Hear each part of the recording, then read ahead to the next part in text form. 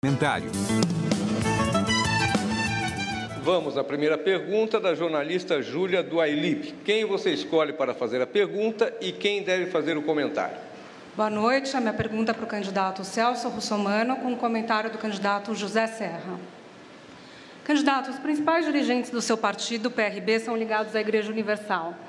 Caso o senhor seja eleito, pretende nomear para cargos no secretariado integrantes da Igreja?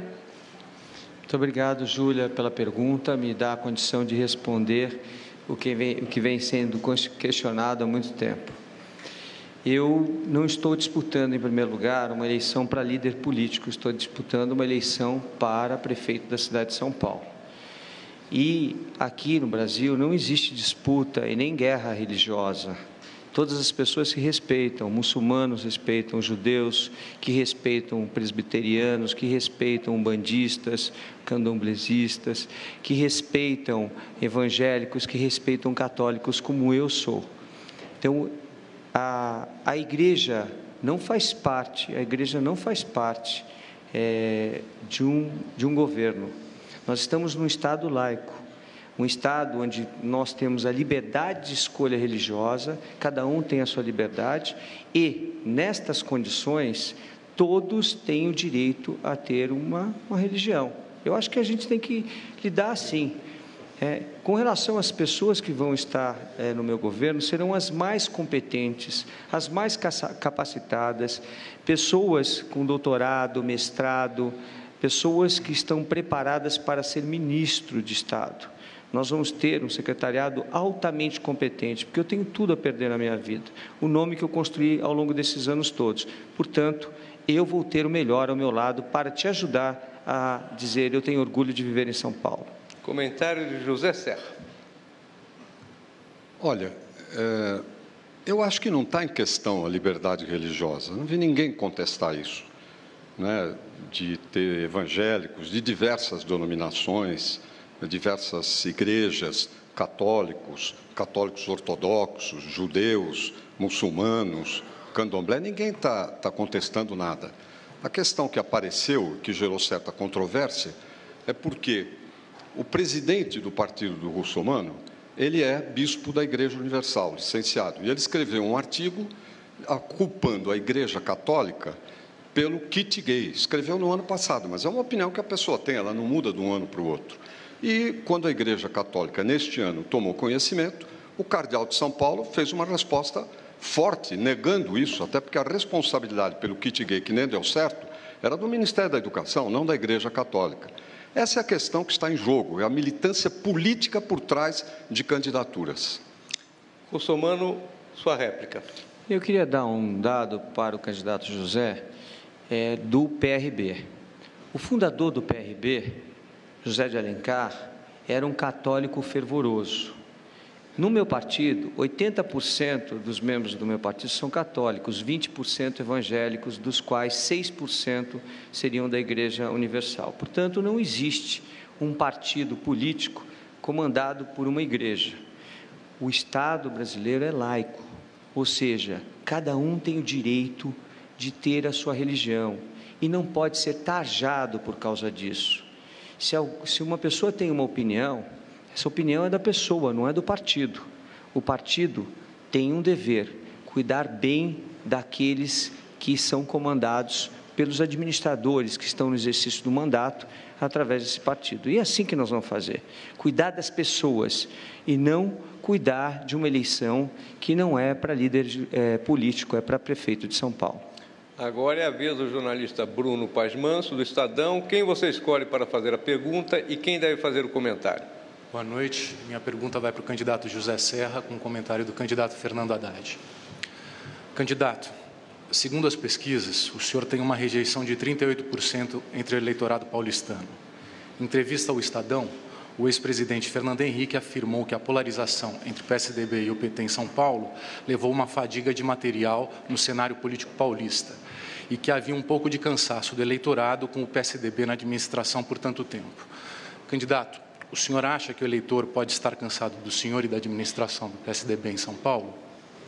Não, nem o Fernando Henrique disse isso, que você está afirmando.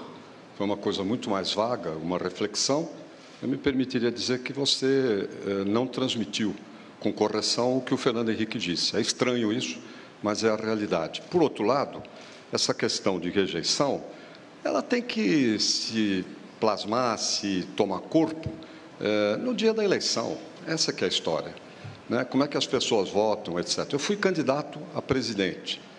Tive 44 milhões, perto disso, de votos no Brasil inteiro. Ganhei em 11 estados. Ganhei em São Paulo, no estado e na capital.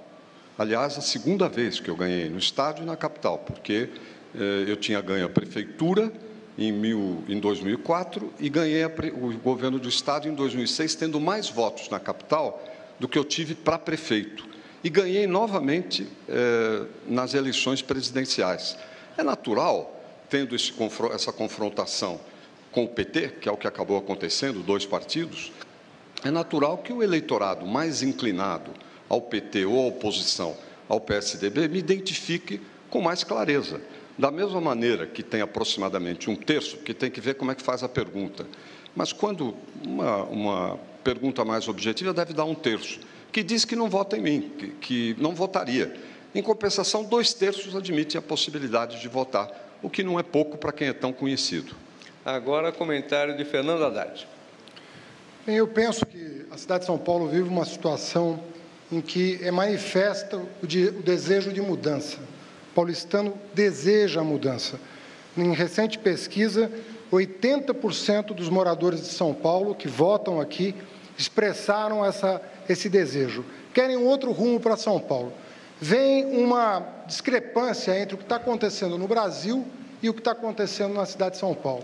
Como é possível um governo federal há 10 anos ter cerca de 70%, 80% de aprovação e, no mesmo período, um período de prosperidade, crescimento econômico, geração de emprego, a cidade de São Paulo viveu uma administração que deixa tanto a desejar? Eu sempre digo que é possível notar que da porta de casa para dentro, todo mundo percebe mudança, porque temos um governo federal, Lula e Dilma, competentes. Da porta de casa para fora, o paulistano não vê o mesmo progresso e quer mudar. Réplica de José Serra. Olha, a questão é a seguinte: o emprego cresceu mais em São Paulo de 2005 para cá do que cresceu no Brasil. A produção por habitante ou geral cresceu mais em São Paulo do que no resto do Brasil. A mortalidade infantil em São Paulo, graças em boa medida às políticas estadual e municipal, caiu 18% nesse período. O Brasil, o São Paulo, tem ido à frente, inclusive, do país, o que não faz mais do que obrigação pelo potencial que a cidade tem. De maneira que esta questão de que São Paulo vai pior, o Nacional vai melhor, etc., o Nacional não consegue tocar obras como transposição para São Francisco, Transnordestina, etc. Tem que aprender, inclusive, conosco. São Paulo está à frente disso. E tem mais. O paulistano quer mudanças. E o que eu me proponho é ser prefeito da mudança. Obrigado. Agora, 2 jornalistas do Estadão farão suas perguntas através do Hangout do Google+, uma ferramenta de videoconferência do Google. Começamos pelo diretor da sucursal de Brasília do jornal Estado de São Paulo, João Bosco Rabelo. Para quem será dirigida a sua pergunta e quem você indica para comentário, Bosco? A minha pergunta será dirigida ao candidato Fernando Haddad, para comentário do candidato Celso Russomano. Candidato, após o namoro com o prefeito Gilberto Kassab, o PT se aliou ao deputado Paulo Maluf, ambos adversários históricos do partido. A senadora Marta Suplicy, na ocasião, disse que não poderia andar de mãos dadas com o Kassab, mas depois que virou ministra, admitiu andar com Paulo Maluf, desde que sem fotos. O senhor também pareceu incomodado com esse apoio, quando cobrado por ele, e disse que o Maluf, na hipótese de sua eleição, não terá nada na sua gestão. A pergunta como é fazer uma campanha escondendo um aliado e, se não é subestimar muito a inteligência do eleitor, afirmar que um apoio como o do Maluf não terá contrapartida política nem administrativa? Haddad, por favor. Eu agradeço a pergunta, porque ela dá a oportunidade de esclarecer e de discordar dos pressupostos do que você está falando. Em primeiro lugar, o Partido Progressista faz parte da base aliada do governo Lula desde 2004. Inclusive, integra o Ministério das Cidades, que é um ministério importante para a cidade de São Paulo. Nós vamos cuidar da moradia, trazendo Minha Casa Minha Vida para cá, do saneamento básico, dos corredores de ônibus, para os quais há recursos federais e que não vieram porque não há disposição da Prefeitura em buscar essa parceria. Inclusive na minha área, na área da educação. Não houve nenhuma disposição do prefeito e seu secretário, que é vice na chapa do Serra, de buscar os recursos federais, por exemplo, 250 milhões para a construção de creches, recursos para instalar a Universidade Federal na Zona Leste, a Escola Técnica Federal na Zona Norte, tudo isso está disponível. As AMAs, que não foram construídas, as UPAs, que são AMAs 24 horas, que não vieram para São Paulo. Nós queremos a parceria com o Partido Progressista sem nenhuma dificuldade. Ora, o prefeito Kassab, de fato, procurou o presidente Lula em busca de uma saída honrosa para a sua administração e, com a candidatura Serra, ele desistiu dessa aproximação que vinha sendo rejeitada pelo meu partido. No mais, o PP também é da base aliada do governo Alckmin, onde mantém cargos no governo estadual. Comentário de Celso Russomano. Eu, ao longo da campanha toda, desde o seu início, tenho dito que não farei ataques pessoais e não farei comentários sobre questões dos candidatos. Portanto, não vou fazer nenhum comentário a esse respeito. Vou aproveitar o tempo que eu tenho para falar a respeito dos guardas noturnos, que nós pretendemos colocá-los na administração como voluntários para ajudar na segurança pública. E me disseram algum tempo atrás de que eu queria criar uma milícia. Só que quem falou isso não tinha conhecimento técnico de que existe um decreto 50.301 de 68 que estabelece as guardas e os vigilantes particulares deverão colaborar com os órgãos policiais sempre que solicitados nos casos de emergência ou necessidade de serviço policial. E esse decreto ainda diz que deverão estar fardados e esse fardamento, assim como ajuda ao poder público, deve ser feita pelo Estado. Então, está na lei e o que eu falo tem garantia. Réplica de Fernando Haddad. Bom, eu pretendo fazer as parcerias com o governo federal que não foram feitas por essa administração.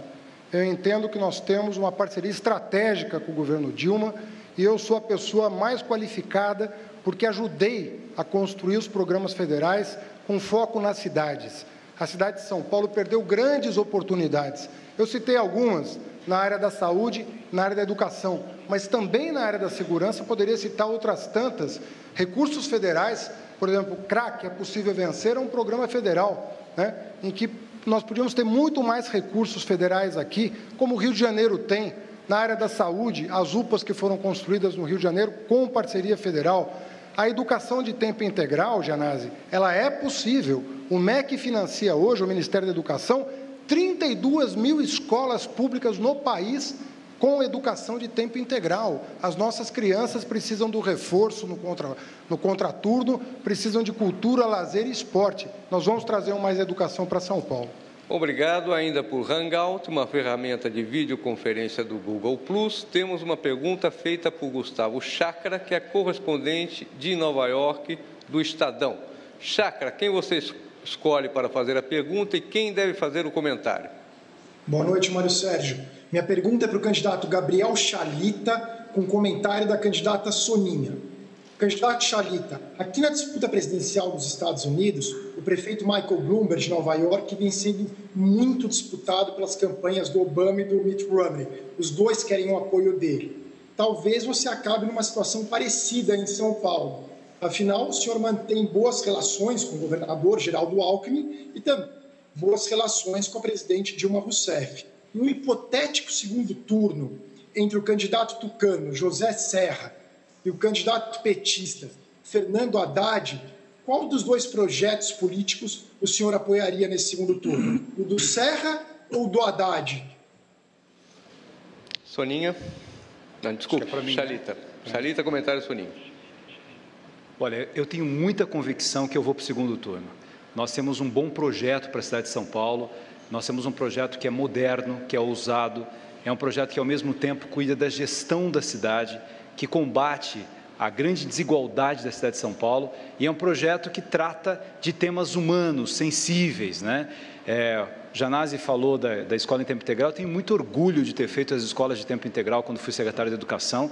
É uma pena que foi um projeto que não teve continuidade, mas a educação de São Paulo estaria de uma outra forma hoje. Se você pegar a avaliação do IDEB, as escolas de tempo integral, aquelas que ficaram da época em que eu era o secretário, elas tiveram uma avaliação louvável em São Paulo. A escola de tempo integral que a gente quer criar aqui na cidade de São Paulo é uma escola que ensina inglês, ensina espanhol, que tem atividades culturais, atividades esportivas. Eu tive no Instituto Bacarelli, visitando lá em Heliópolis, o Instituto Bacarelli que trabalha com musicalidade há mais de 15 anos. Nenhuma criança que passou pelo Instituto Bacarelli teve problema com droga ou com violência. Uma criança não nasce violenta, uma criança não nasce viciada em droga, uma criança não nasce com esses problemas que acabam acometendo com ela porque nós não cuidamos dessas crianças. Então é esse projeto de cuidar dessa cidade, de fazer com que São Paulo seja de fato uma cidade que use o seu dinheiro para cuidar da população, é com esse projeto que nós vamos chegar ao segundo turno dessas eleições. Agora, comentário da Soninha. Sabe que eu cheguei a cogitar fazer essa pergunta, porque de fato um dos motes da campanha do Chalita é acabar com as picuinhas entre PT e PSDB. Eles colocam como uma pessoa que seria capaz de fazer melhor essa articulação, porque tem uma amizade com o governador Alckmin, tem ótimo relacionamento com a presidente Dilma, e aliás, vários candidatos às vezes fazem referência a isso. Para mim é um absurdo você invocar amizade pessoal com esse ou com aquele governante para dizer que o seu estado não será prejudicado. Mas como na prática isso acaba acontecendo, então até compreensível esse argumento. Mas de fato eu tenho essa curiosidade também, porque apesar de dizer que é contra as picuinhas, o Chalita é evidentemente muito mais agressivo em relação ao Serra, mas dividido ali entre o Alckmin de um lado e a presidente Dilma do outro, eu acho que ele teria também muita dificuldade em se colocar de um dos dois lados. Réplica do Chalita. Olha, eu não sou agressivo em relação a ninguém. Eu faço colocações, reflexões sobre questões administrativas, né? Isso que é fundamental na minha visão. E eu tenho um compromisso com a verdade. Quando eu anunciei no meu programa de televisão que ia acabar com essa picuinha de PT e PSDB, eu em nenhum momento disse que o Alckmin me apoiaria ou que a Dilma me apoiaria, em nenhum momento. Mas eu disse que o PMDB, que é o partido do qual eu faço parte, tem todas as condições de fazer essa ponte, como aconteceu no Rio de Janeiro. O Rio era uma cidade inadministrável há alguns anos, e essas picuinhas acabaram, e a gente vê uma cidade que começa a funcionar. Pela primeira vez da história, desde a época em que o Rio foi capital do Brasil, o Rio tem hoje mais obras públicas, mais investimento em obras públicas do que São Paulo. E São Paulo tem o dobro do orçamento do Rio, é uma cidade mais rica, mais poderosa, só que as últimas administrações deixaram a desejar, não cuidam da cidade como ela deveria ser cuidada. E quem paga o preço dessa picuinha, dessas brigas, é a população de São Paulo. Continuamos no Hangout e voltamos a Brasília com o diretor da sucursal do Estado de São Paulo, João Bosco Rabelo. Para quem será dirigida a sua pergunta e quem comenta? A minha pergunta agora é para o candidato Carlos Janazzi, para ser comentada pelo Paulinho da Força. Candidato, entre os compromissos assumidos pela sua candidatura, consta lá a suspensão do pagamento da dívida municipal com a União e a garantia de que o senhor não fará alianças com partidos da velha política. Minha pergunta, então, é a seguinte: como se dará essa suspensão da dívida com a União? Através de um calote do município? E como é que o senhor espera se eleger e governar uma cidade como São Paulo sem disposição para fazer alianças majoritárias? Não será uma forma de prometer aquilo que não poderá ser entregue sem essas alianças? Janazzi. Bom, em primeiro lugar, eu gostaria de dizer que a dívida do município de São Paulo com o governo federal já foi paga. No ano 2000, essa dívida era de aproximadamente 11 bilhões de reais. Nós já pagamos até agora 15 bilhões. E nós estamos devendo mais de 48 bilhões para a União. Um absurdo. Então, do ponto de vista prático, essa a dívida já foi paga e nenhum governo até agora, mesmo o PT, quando tinha na gestão aqui a Marta Suplicy e o governo Lula era o presidente, nada foi feito para, pelo menos, amenizar os prejuízos em relação a essa dívida aqui em São Paulo. E muito menos o Fernando Henrique, que foi o responsável, que fez o acordo extremamente nefasto para a cidade de São Paulo com o ex-prefeito Pita. Nós vamos questionar essa dívida, nós queremos transformar essa dívida em investimento nas áreas sociais, ela tem que ser transformada em investimentos na construção de creches para atender a demanda de mais de 150 mil crianças que estão fora da educação infantil. Nós vamos investir esse dinheiro na construção aqui de corredores de ônibus para resolver a questão da mobilidade, repassar dinheiro para o metrô e para as outras áreas sociais. E política para nós não é negociação espúria, política para nós é a busca do bem comum, não é comércio, não é balcão de negócio. Nós vamos governar São Paulo com a população. Paulinho da Força, por favor.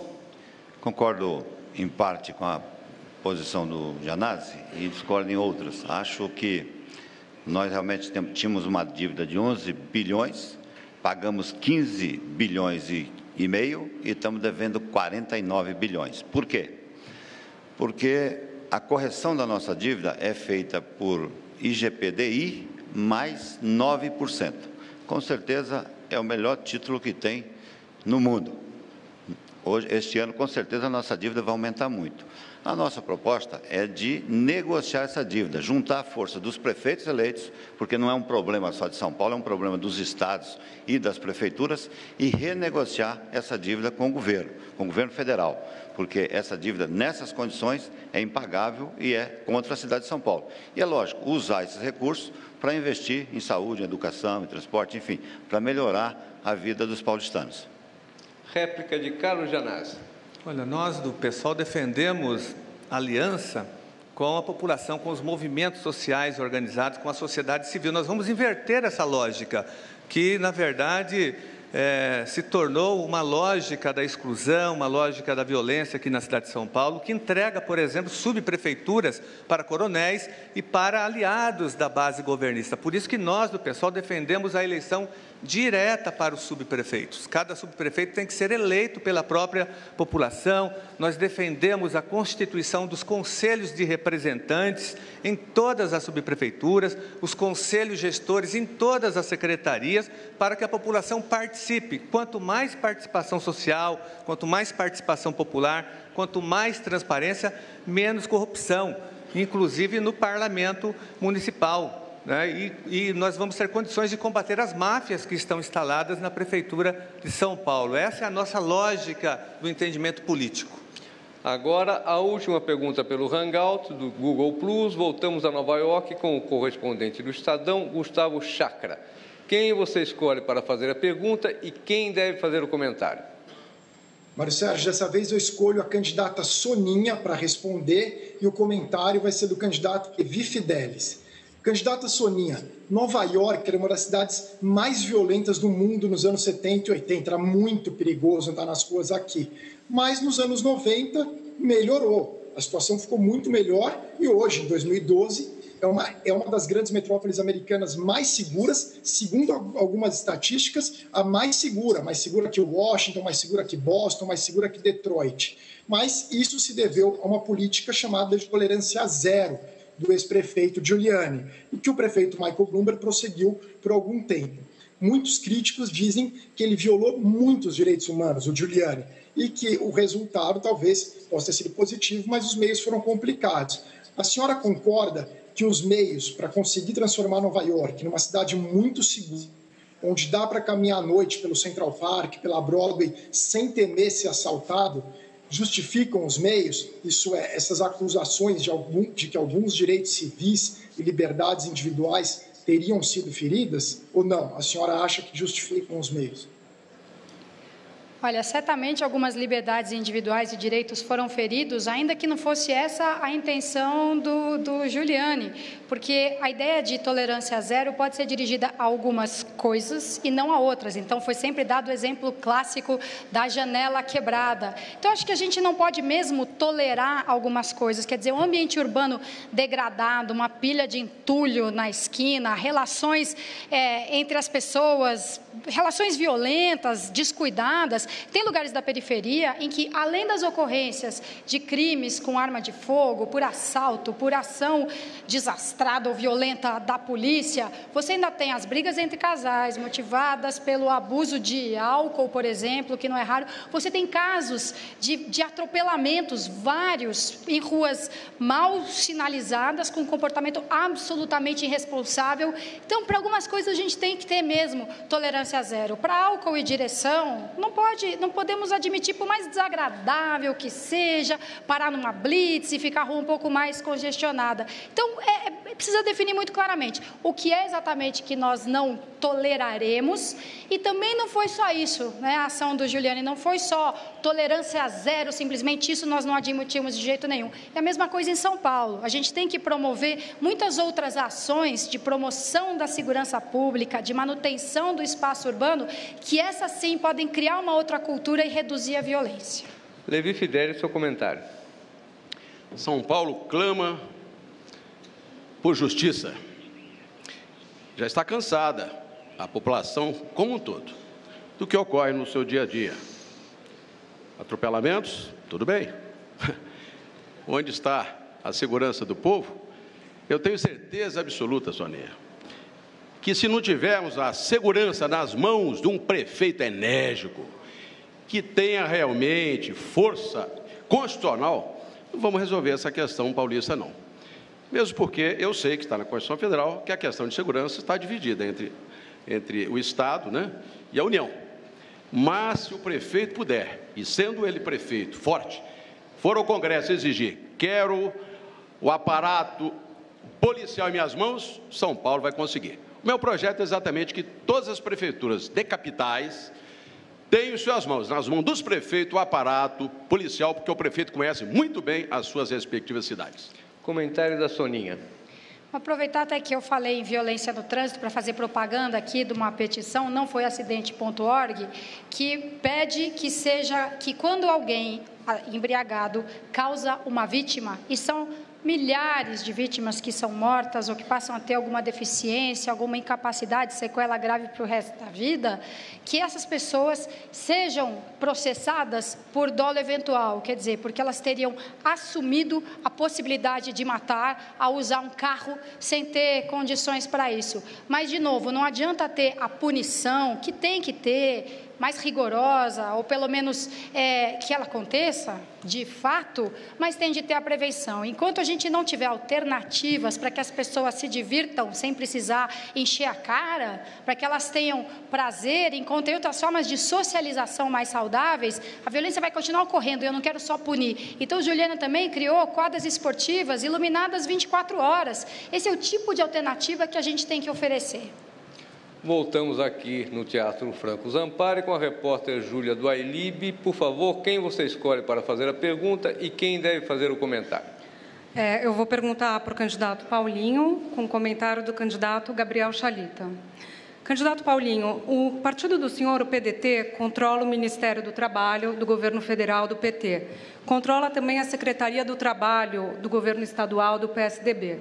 Eu gostaria de saber, PT e PSDB têm políticas trabalhistas convergentes ou é o PDT que se encaixa em distintos projetos de poder? O PDT foi o primeiro partido a apoiar a presidente Dilma numa decisão da direção nacional, e eu, como faço parte da direção nacional, também apoiei firmemente a presidente Dilma. E temos uma experiência na área do trabalho, até porque o meu partido tem muitos sindicalistas filiados no Brasil inteiro, participa do nosso partido e tem uma experiência no trabalho. Aqui em São Paulo, nós fomos oposição ao candidato Geraldo Alckmin a governador, e nosso vice, inclusive, foi do candidato Mercadante, foi um vice do PDT, mas, em seguida, o governador nos convidou para participar da Secretaria do Trabalho exatamente pela experiência que o meu partido tem. e por isso participamos também do governo estadual. Mas, além disso, eu queria também aproveitar esse tempo para falar de outras questões. Eu pretendo, como candidato a prefeito e, caso eleito, fazer a descentralização da administração. Acho que uma cidade com 11 milhões e 300 mil habitantes é quase impossível ser administrado por uma pessoa só ali do viaduto do chão onde fica a prefeitura. Nós temos 31 subprefeituras que, se dividido em partes iguais, daria cerca de 360 mil pessoas por cada uma dessas subprefeituras. Portanto, o subprefeito não tem poder de administração. Eu faria não só a descentralização da administração, como também faria as eleições para os subprefeitos. Essa é uma proposta que eu tenho feito e, infelizmente, ela não tem sido pirateada por nenhum dos candidatos. Comentário de Gabriel Chalita. Com relação à primeira fala do Paulinho, o Brasil precisa de uma reforma política séria. Não dá para um país ter 30 partidos políticos, né? Então, hoje não se governa se não se faz esses acordos. O Brasil precisaria ter uma reforma política de verdade para que a população pudesse identificar a ideologia de cada um dos partidos. Hoje isso é muito confuso no Brasil. Com relação à segunda questão dele, da descentralização, eu concordo plenamente. Eu vou ser um prefeito que vou despachar uma vez por semana em cada subprefeitura. São 31 subprefeituras e eu vou fazer a prefeitura itinerante, levar os secretários para a subprefeitura e estar presente com a população. Isso é fundamental. Um prefeito que fica trancado no gabinete, ele não governa, ele não tem sensibilidade. O prefeito, ele precisa estar próximo da população. E a população está ali, onde ela vive, onde ela mora. O conceito dos subprefeitos hoje está absolutamente errado. Você precisa ter um subprefeito do local, que seja um líder do local e que respeite as forças vivas que existem na cidade de São Paulo. A réplica do Paulinho.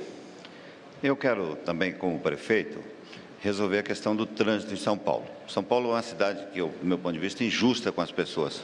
Os faróis não abrem sincronizados. Aqui tem uma verdadeira indústria da multa, não implantada pelo atual prefeito, mas um sistema que foi montado durante o longo dos anos para punir as pessoas.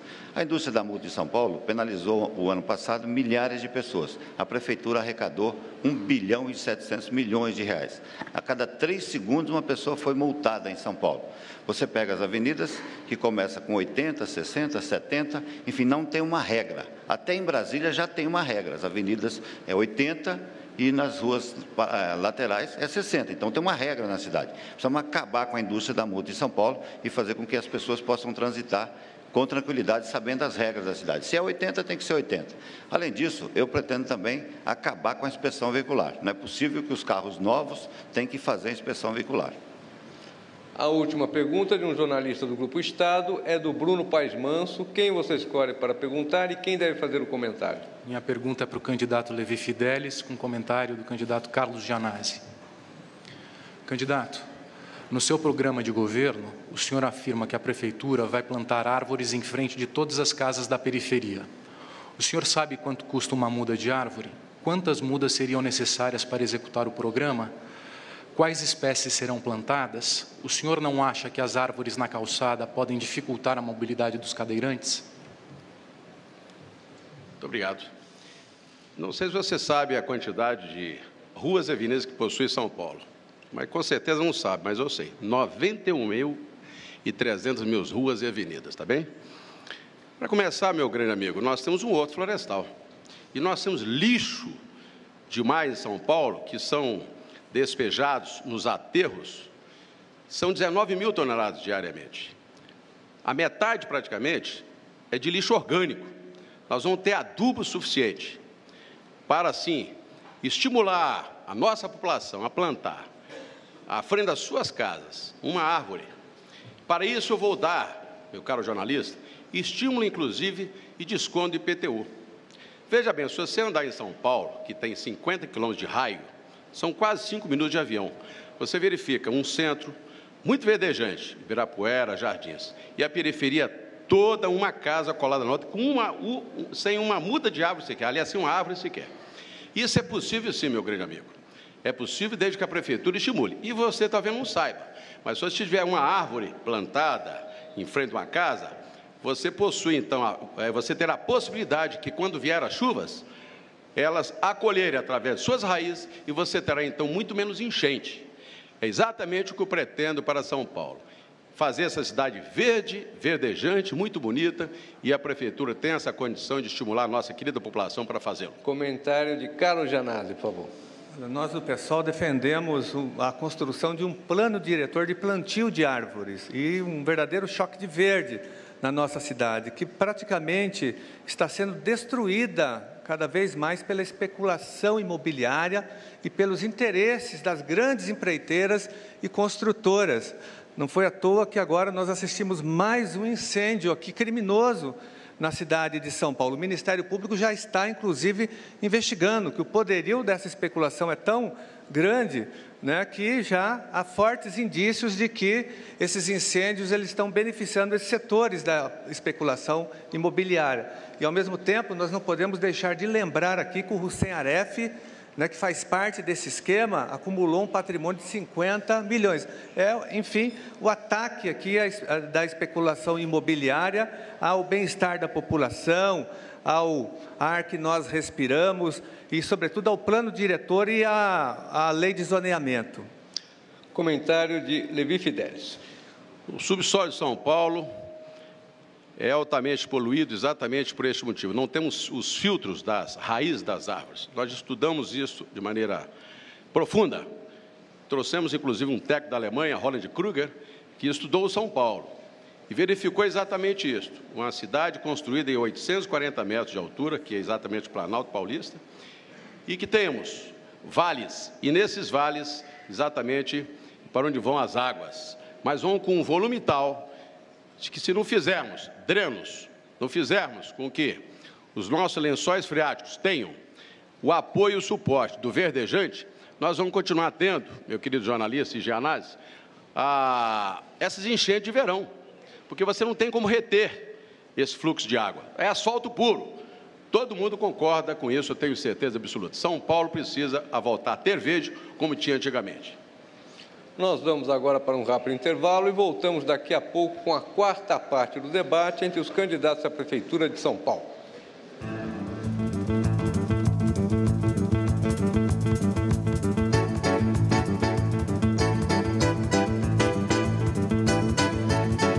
A seguir, mais uma rodada de confronto direto entre os candidatos. Fique aí, o debate Estadão, TV Cultura e YouTube volta em instantes.